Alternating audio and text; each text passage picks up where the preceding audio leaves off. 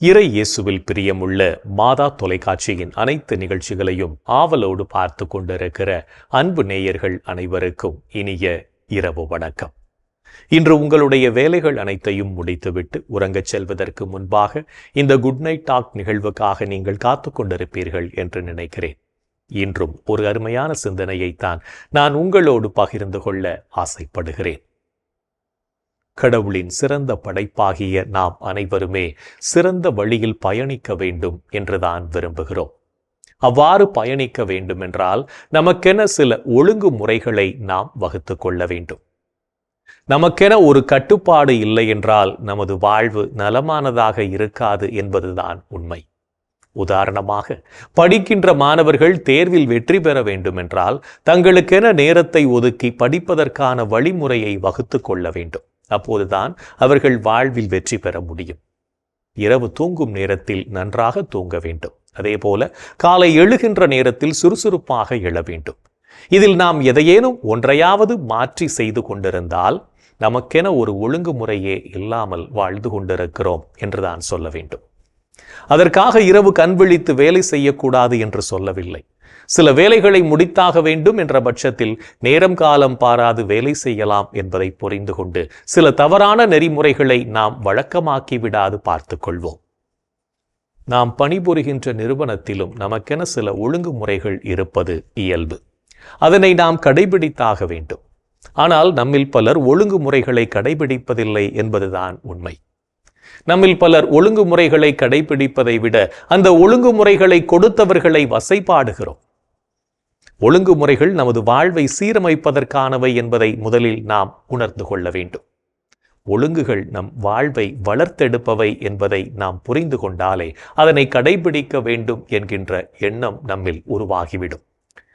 நாம் பயிலும் இடமாக இருந்தாலும் சரி, பணிபுரியும் இடமாக இருந்தாலும் சரி, முதலில் நமக்கு கற்றுக் கொடுக்கப்படுவது ஒழுக்கமாகத்தான் இருக்கும். அதில் எந்தவித மாற்று கருத்தும் இல்லை. எனவே ஒழுக்கத்தை கடைபிடித்து நமக்கென ஒரு கட்டுப்பாடை விதித்து கொண்டு வாழ்க்கையில் முன்னேற்ற பாதையை நோக்கி நாம் நாளும் பயணிப்போம். அதுவே நம்மை நாளும் உயர்த்த வல்லது என்பதையும் உணர்ந்து கொள்வோம்.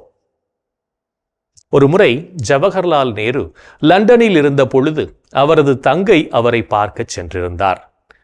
நேருவின் தங்கை லண்டன் மாநகரின் அருங்காட்சியகத்தையும் நகரில் நடந்து கொண்டிருந்த சிறந்ததொரு திரைப்படத்தையும் பார்க்க விரும்பினார். நேருவும் சரி, நாம் இவ்விடங்களுக்கு நடந்தே செல்லலாம் என்றார். மேலும் நீ வாடகைக்கு மகிழ் உந்தை அமர்த்தி விரைவாக சென்று வர விரும்பினாலும் ஏதாவது ஒன்றைத்தான் நாம் காண வேண்டும். அருங்காட்சியகத்திற்கோ அல்லது திரைப்படத்திற்கோ செல்லலாம். ஒரே நாளில் இரண்டையும் கண்டு மகிழ வேண்டாம். அளவுக்கு அதிகமான உல்லாசம் மனிதனுக்கு நல்லதல்ல என்றார். ஆக ஜவஹர்லால் நேரு தனக்கென ஒரு கட்டுப்பாட்டை விதித்து கொண்டார். அதனை கடைபிடிப்பதற்கு நல்ல மனதும் இருந்தது. அந்த ஒழுக்கம்தான் அவரை வாழ்வில் உயர்ந்த நிலைக்கு கொண்டு சென்றது. எனவே அத்தகைய மனநிலையை நாமும் வளர்த்து கொள்ள நம்மை பயிற்றுவிப்போம். வில்லியம் ஜேம்ஸ் எனும் சிறந்த உளவியல் அறிஞர் தமக்கு விருப்பமில்லாத செயல்களையும் செய்ய கற்றுக்கொள்ள வேண்டும். இப்பழக்கம் வாழ்வில் வெற்றி பெற தேவையான கட்டுப்பாட்டை வளர்க்கும் என்று கூறுகின்றார். எனவே நாமும் நல்ல பழக்கங்களை நமதாக்கிக் கொண்டு நலமோடும் வளமோடும் வாழ நம்மை பக்குவப்படுத்துவோம். இன்றைய தினத்தை எடுத்துக்கொள்வோம். இந்த நாள் முழுவதும் நாம் நமக்கென ஒரு கட்டுப்பாட்டை விதித்து வாழ்ந்தோமா என்று யோசித்து பார்ப்போம். மேலும் இந்த நாளில் நமது செயல்பாடுகள் எப்படிப்பட்டதாக இருந்தது என்று நம்மையே நாம் கேட்டு பார்ப்போம்.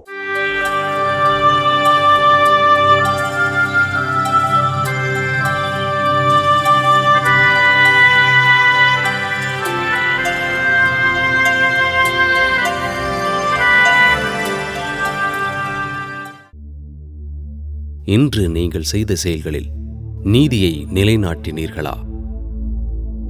நீதியை நிலைநாட்டுங்கள், நேர்மையை கடைபிடியுங்கள். நான் வழங்கும் விடுதலை அண்மையில் உள்ளது. இன்று நீங்கள் கடவுள் மீது நம்பிக்கை கொண்டீர்களா? விழிப்பாயிருங்கள், நம்பிக்கையில் நிலைத்திருங்கள், துணிவுடன் நடந்து கொள்ளுங்கள், வலிமையுடன் செயல்படுங்கள். இன்று நீங்கள் செய்த செயல்களை நல்ல மனதோடு செய்தீர்களா? முணுமுணுக்காமலும் வாதாடாமலும் யாவற்றையும் செய்யுங்கள். அப்பொழுதுதான் நீங்கள் நெறி கெட்ட சீரழிந்த தலைமுறையினரிடையே குற்றமும் கபடுமற்றவர்களாய் கடவுளின் மாசற்ற குழந்தைகளென திகழ்வீர்கள் என்று நீங்கள் உங்கள் நலனில் மட்டும் அக்கறை கொண்டு வாழ்ந்தீர்களா? நீங்கள் யாவரும் உங்களைச் சார்ந்தவற்றிலல்ல, பிறரை சார்ந்தவற்றிலேயே அக்கறை கொள்ள வேண்டும். இன்று நீங்கள் உங்கள் வீட்டில் உள்ள முதியோரை மதித்து நடந்தீர்களா? முதியோரிடம் கடுமையாயிராதே, அவர்களை தந்தையராக மதித்து ஊக்குவி. இன்று நாம் இறைவனுக்கு ஏற்புடைய செயல்களை செய்திருந்தாலும் சமயங்களில் இறைவனுக்கு எதிராகவும் செயல்பட்டு பாவத்தில் விழுந்திருப்போம். அத்தகைய தருணங்களுக்காக மனம் வருந்தி மன்னிப்பு கேட்டு மனத்துயர் மன்றாட்டை ஜெபிப்போம்.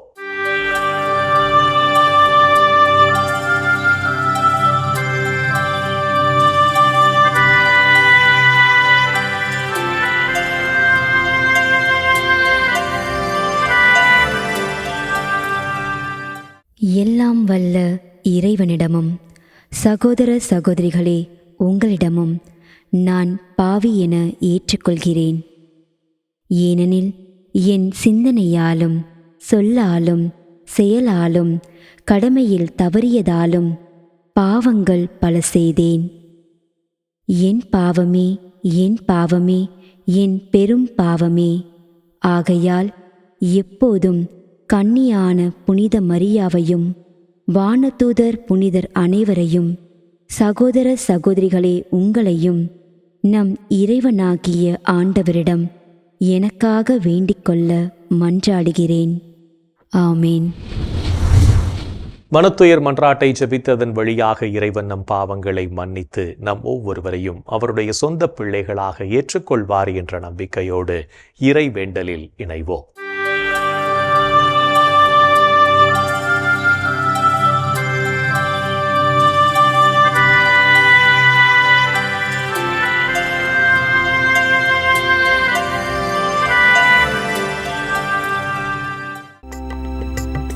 இறைவா இறைவா எமக்கு துணை புரிய வாரும். ஆண்டவரே எமக்கு துணை புரிய விரைந்து வாரும். தந்தைக்கும் மகனுக்கும் தூய ஆவியாருக்கும் மாட்சி உண்டாவதாக. தொடக்கத்தில் இருந்தது போல் இப்பொழுதும் எப்பொழுதும் என்றென்றும் இருப்பதாக. ஆமென்.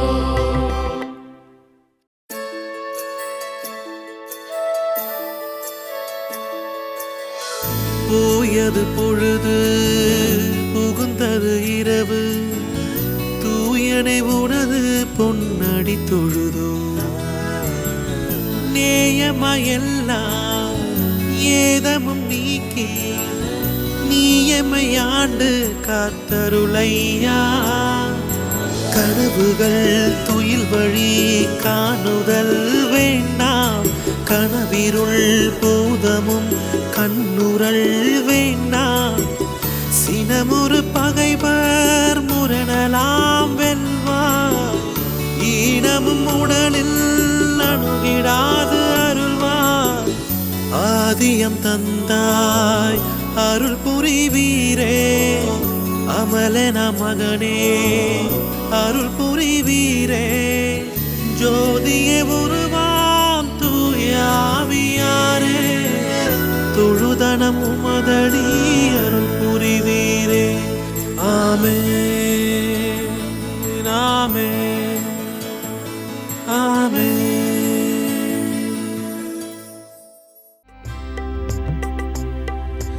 இறைவா இன்னுடலும் பாதுகாப்பில் நிலைத்திருக்கும். இறைவா என்னுடலும் பாதுகாப்பில் நிலைத்திருக்கும். இறைவா என்னை காத்தருள்வே, உம் நான் அடைக்கலம் புகுந்துள்ளே. நான் ஆண்டவரிடம் நீரே என் தலைவர், உம்மையன்றி வேறு செல்வம் எனக்கு இல்லை என்று சொன்னேன். பூவுலகில் உள்ள தூயோர் எவ்வளவோ உயர்ந்தோர், அவர்களோடு இருப்பதே எனக்கு பேரின்பம். வேற்று தெய்வங்களை தொழுவோர் தங்கள் துன்பங்களை பெருக்கிக் கொள்வர். அவற்றுக்கு செலுத்தப்படும் இரத்தப் பலிகளில் நான் கலந்து கொள்ளேன். அவற்றின் பெயரை கூட நாவினால் உச்சரியேன். ஆண்டவர் தாமே என் உரிமை சொத்து, அவரே என் கிண்ணம். எனக்குரிய பங்கை காப்பவரும் அவரே. இனிமையான நிலங்கள் எனக்கு பாகமாக கிடைத்தன. உண்மையாகவே என் உரிமை சொத்து வளமானதே. எனக்கு அறிவுரை வழங்கும் ஆண்டவரை போற்றுகிறேன். இரவில் கூட என் மனச்சான்று என்னை எச்சரிக்கின்றது. ஆண்டவரை எப்போதும் என் கண்முன் வைத்துள்ளே. அவர் என் வலப்பக்கம் உள்ளார், எனவே நான் அசைவுறேன். என் இதயம் மகிழ்கிறது, என் உள்ளம் அக்களிக்கிறது. என் உடலும் பாதுகாப்பில் இளைப்பாரும். ஏனெனில் என்னை பாதாளத்தில் விட்டுவிட மாட்டீர். அன்பன் நான் படுகுழியை காண விடமாட்டீர். வாழ்வின் வழியை நான் அறியச் செய்வீர். உமது திருமுன் எனக்கு நிறை மகிழ்ச்சி உண்டு. உமது வலப்பக்கத்தில் எப்போதும் பேரின்பம் உண்டு. தந்தைக்கும் மகனுக்கும் தூய ஆவியாருக்கும் மாட்சி உண்டாவதாக. தொடக்கத்தில் இருந்தது போல் இப்பொழுதும் எப்பொழுதும் என்றென்றும் இருப்பதாக. ஆமென். இறைவா, இன்னுடல்வும் பாதுகாப்பில் நிலைத்திருக்கும். இறைவா, என்னுடலும் பாதுகாப்பில் நிலைத்திருக்கும். இறைவன் இந்த இரவு பொழுதிலும் நம்மை பாதுகாத்து வழிநடத்துவார் என்ற நம்பிக்கையை இறை வேண்டலின் வழியாக பெற்றுக்கொண்ட நாம் இப்போது நாளைய நற்செய்தி வாசகத்திற்கு செவிமடுப்போம்.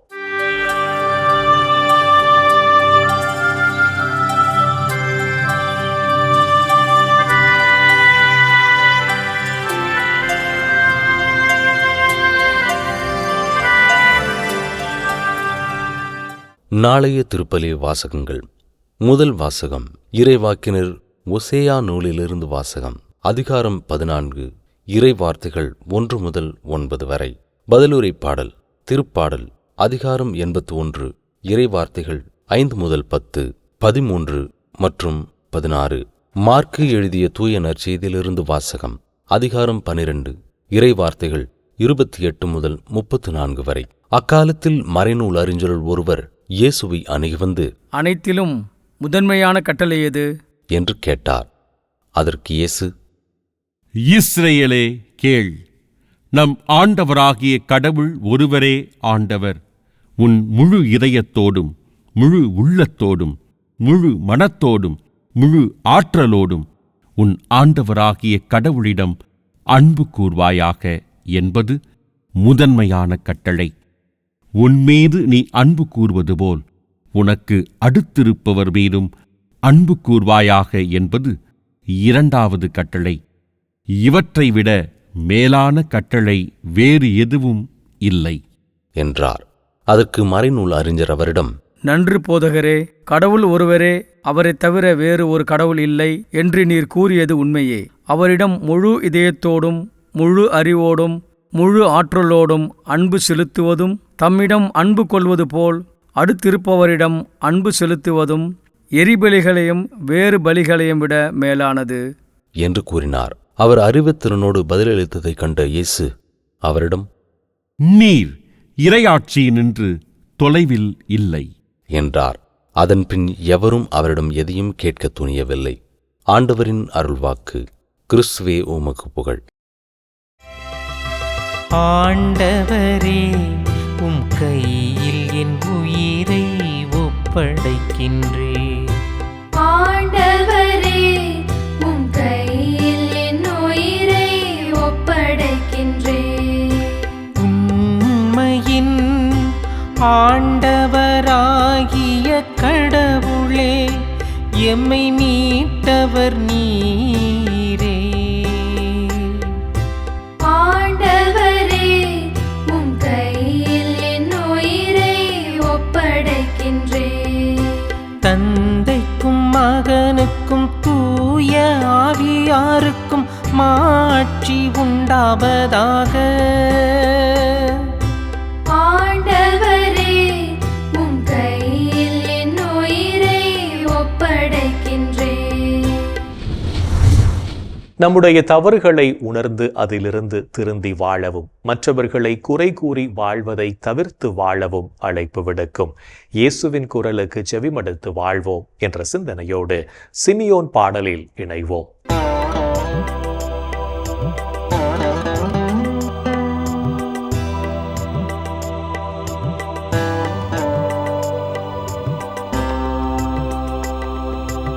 ஆண்டவரே, நாங்கள் விழித்திருக்கும் போது எங்களை காத்தருளும்.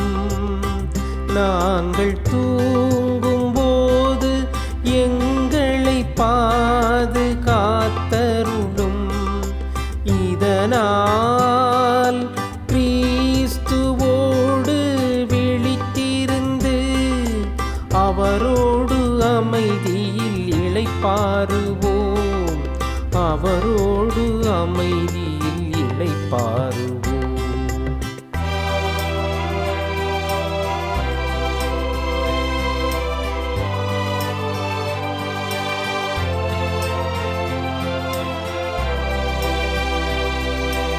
ஆண்டவரே, உமது சொற்படி உமது அடியான் என்னை இப்போது அமைதியுடன் போகச் செய்கிறீர். ஏனெனில் மக்கள் அனைவரும் காணுமாறு நீர் ஏற்பாடு செய்துள்ள உமது மீட்பை என் கண்கள் கண்டு கொண்டன. இம்மீட்பே பிற இனத்தாருக்கு வெளிப்பாடு அருளும் மொழி. இதுவேவும் மக்களாகிய இஸ்ராயேலுக்கு பெருமை. இஸ்ராயேலுக்கு பெருமை. தந்தைக்கும் மகனுக்கும் தூய ஆவியாருக்கும் மாட்சி உண்டாவதாக. தொடக்கத்தில் இருந்தது போல் இப்பொழுதும் எப்பொழுதும் என்றென்றும் இருப்பதாக. ஆமென். ஆண்டவரே, நாங்கள் விழித்திருக்கும் போது எங்களை காத்தருளும். நாங்கள் தூங்கும் போது எங்களை பாதுகாத்தருளும். இதனால் கிறிஸ்துவோடு விழித்திருந்து அவரோடு அமைதியில் இளைப்பாறுவோம். அவரோடு அமைதியில் இளைப்பாறுவோம். இறைவன் நம்மை ஒவ்வொரு நொடிப்பொழுதும் அற்புதமாய் வழிநடத்தி கொண்டிருப்பதை சிமியோன் பாடல் வழியாக உணர்ந்து ஜெபித்த நாம் இப்போது நாளைய புனிதரை பற்றி பார்க்கலாம்.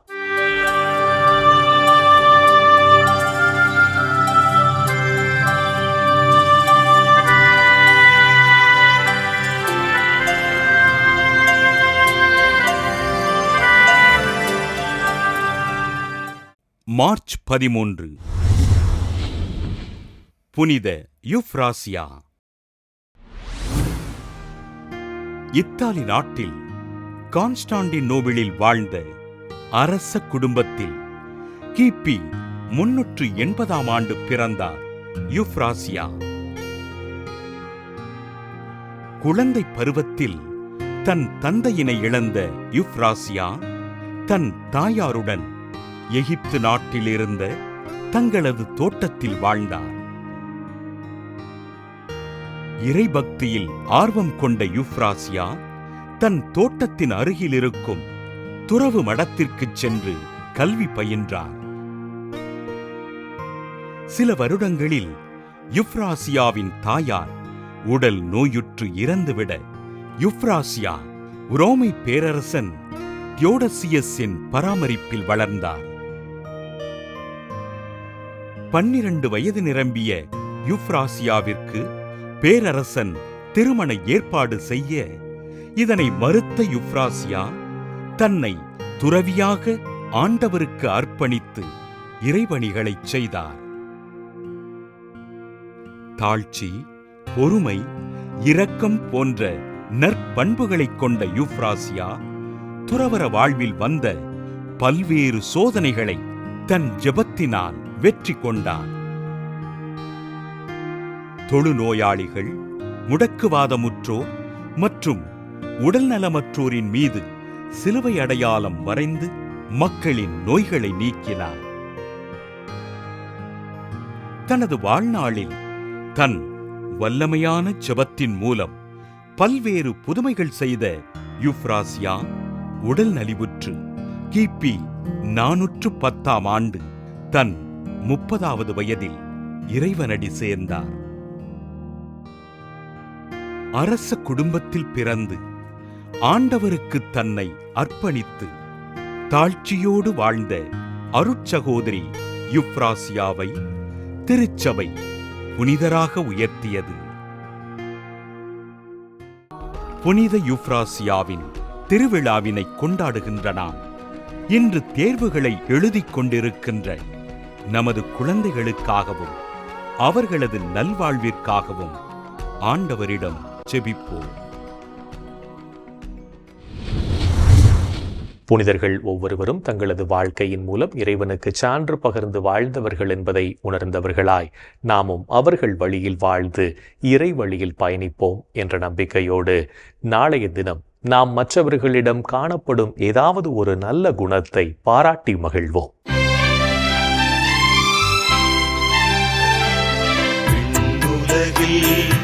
இருக்கின்ற எங்கள் தந்தையே, உமது பெயர் தூயதென போற்றப் பெறுக. உமது ஆட்சி வருக. உமது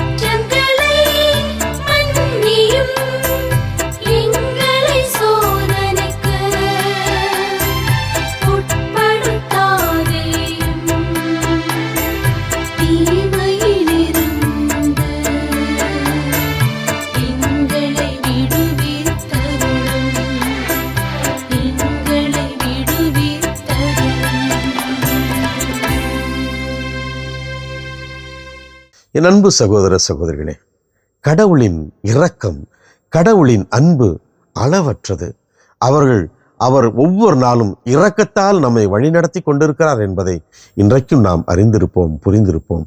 அவருடைய இரக்கத்திற்காய் கடவுளுக்கு நாம் நன்றி சொல்வோம். என் அன்பு சகோதரனை சகோதரி, இந்த தினத்திலே ஏழை எளியவர்களுக்காக, ஆதரவற்றவர்களுக்காக, ஒடுக்கப்பட்ட அனாதைகளுக்காக நாம் கண்ணீரோடு மன்றாடுவோமா? எங்கள் அன்பை உருவான இயேசு ஆண்டவரே, இதோ ஏழைகளை நீர் தேடி வந்தீர், ஏழ்மையில் நீர் பிறந்தீர் ஆண்டவரே. ஒதுக்கப்பட்ட மக்களுக்காய் உண்மையை நீர் கையளித்தீர்.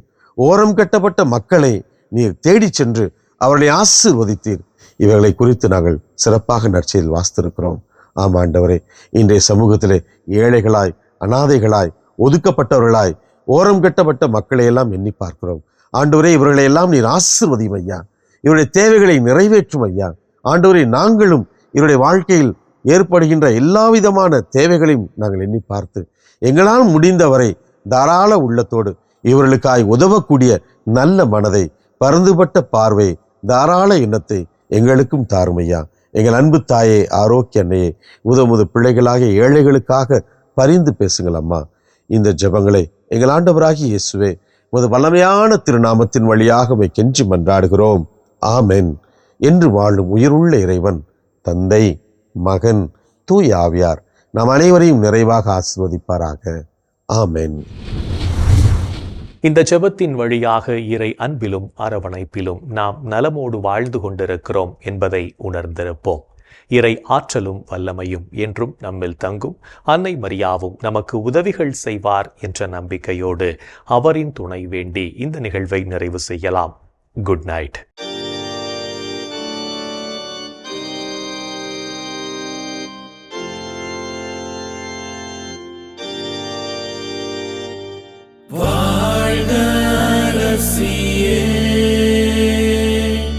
தயை மிகு அன்னையே, வாழ்வே இனிமையே, தஞ்சமே வாழ்க. தாயகம் இழந்த ஏவாயின் மக்கள் தாயே என்றும் கூவி அழைத்தோம். கண்ணீர் கனவாய் நின்றும்மை நோக்கி கதறியே அழுதோம், பெருமூச்சறிந்தோம். ஆதலால் ஏமக்காய் பரிந்துரைப்பவரே, அன்புடன் எம்மை கடைக்கண் பாரே. திருவயிற்றின் கனியாம் இயேசுவே,